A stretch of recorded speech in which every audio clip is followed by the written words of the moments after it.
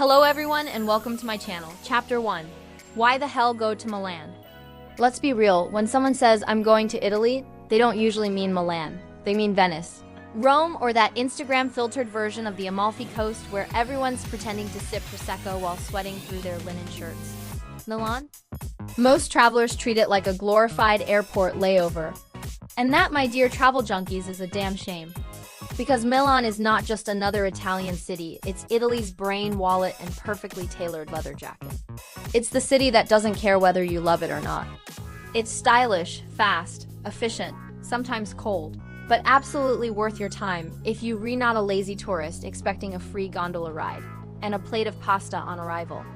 Milan sits right up in northern Italy, in the Lombardy region, basically Italy's economic powerhouse.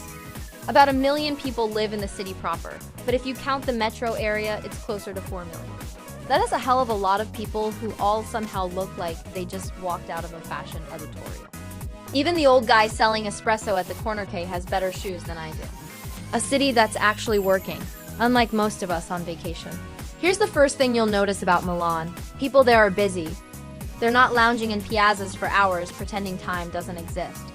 They're running companies, hosting art fairs, buying overpriced coffee, and closing deals before noon. This is the anti-tourist Italy, the real deal.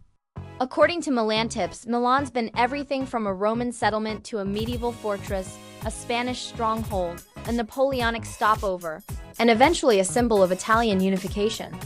In short, everyone's wanted a piece of this place for over 2,000 years. Even Hitler bombed it, and Milan still managed to get back up, rebuild, and look better in a fitted blazer. Today, Milan's the capital of finance, design, and fashion, but it's also got soul. You'll find cathedrals older than your great-grandparents, art that'll melt your cynical little heart, and food that makes you forgive every overpriced Aperol spritz you've ever bought. The vibe between old bricks and new glass. Here's the thing that slaps you in the face the moment you land: Milan is a mashup. It is like if Florence in New York had a really stylish baby who listens to techno and quotes Da Vinci. On one side, you've got the jaw-dropping Duomo di Milano, a cathedral so detailed it looks like a Gothic wedding cake sculpted by angels with OCD.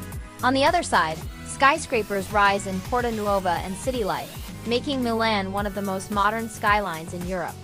So yeah, it's not your romantic Italy in a painting vibe. It's more of a damn, this city actually functions vibe.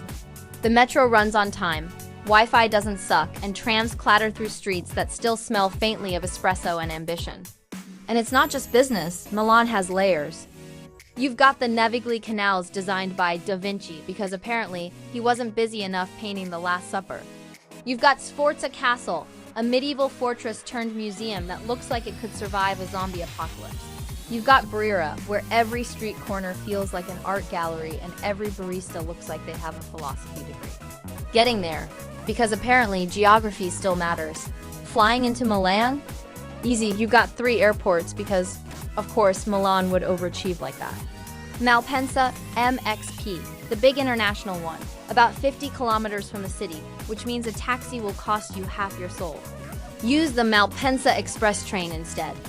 Lineate Lin, the local one, just 8 kilometers away. Close, convenient, civilized. Bergamo, BGY, the budget one. You'll end up there if your flight costs less than your dinner.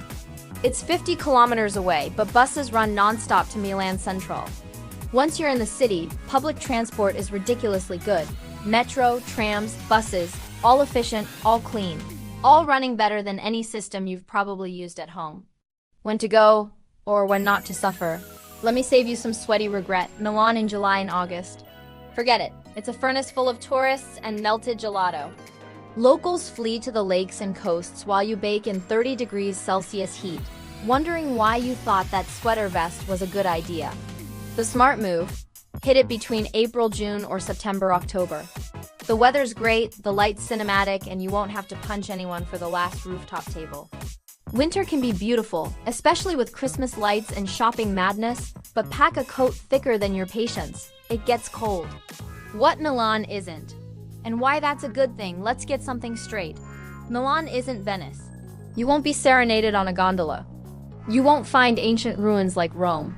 What you will find is a city that feels alive. One that doesn't revolve around tourists, but still knows how to show you a damn good time.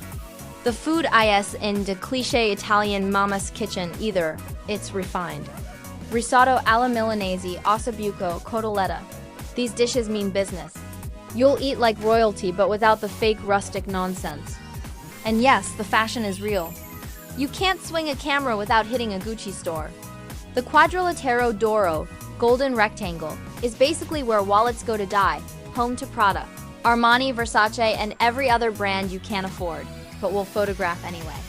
Why I fell in love with this loud, stylish beast, here's the confession part. I didn't expect to love Milan. On paper, it's too corporate, too serious, too expensive. But once you spend a few days wandering between the sleek skyscrapers and centuries-old churches, something clicks. Milan is real. It doesn't try to please you. It doesn't care about your bucket list. It just is. You'll find yourself sipping an espresso in a tiny backstreet cafe, watching people who dress better than you ever will. And you'll realize this city has mastered the art of moving fast while still savoring life. And the best part? It's not all show. Beneath the gloss is grit, the resilience of a city that's been bombed, rebuilt, reinvented, and still walks with swagger. So yeah, that's why you go to Milan, not for cliches. Not for postcards, but because it's unapologetically itself.